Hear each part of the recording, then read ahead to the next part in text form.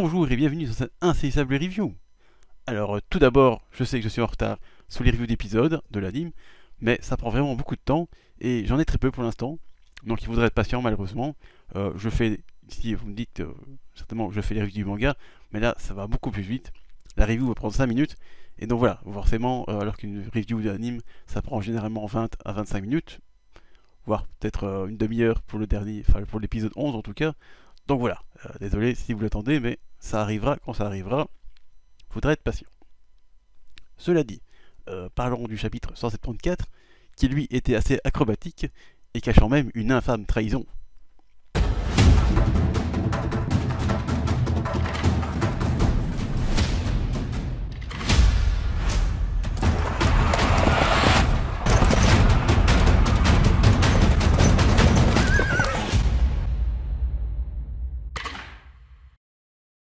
Tout d'abord, Tokiyuki veut rejoindre la flotte ennemie avec l'une des barques à sa disposition, mais le batelier lui répond que c'est impossible avec cette tempête.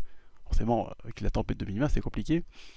Alors Tokiyuki veut y aller par lui-même, mais avant cela, il est prévenu par Shizuku que Mima a été victime d'une infâme trahison, comme je disais tout à l'heure, car s'il y a là maintenant un pouvoir quasi divin, c'est parce qu'elle a reçu la toujours très étrange bave de Takoji.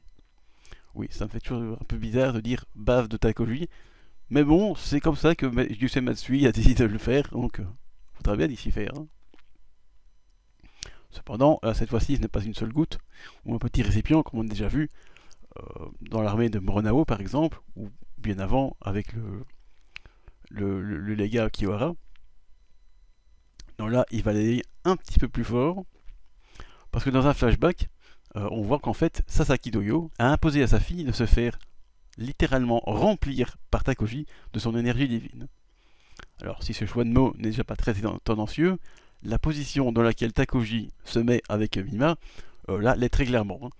Je ne sais pas à quoi penser Yusei Matsui, mais par chez nous, ça va sûrement jaser à la vue de cette case, car franchement, même si je ne suis pas le genre très vite choqué, là quand même il abuse un peu. Hein.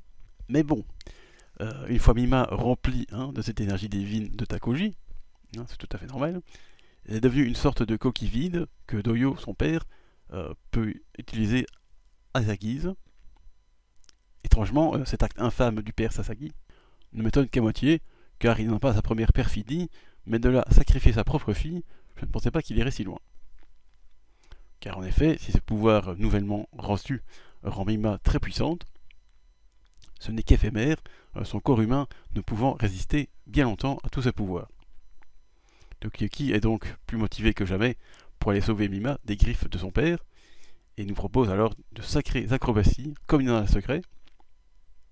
Il se joue des vagues, du vent, des attaques ennemies, tout en sautant de bateau en bateau avec une puissance impressionnante.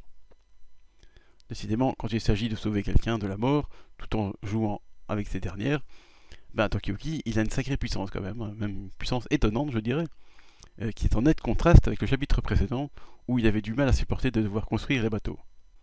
Cependant, Doyo ne se démonte pas face à tant de prouesses et fait déployer à Mima une puissante tempête d'eau, de feu et d'énergie divine combinée qui repousse Tokiyuki et le fait tomber à l'eau.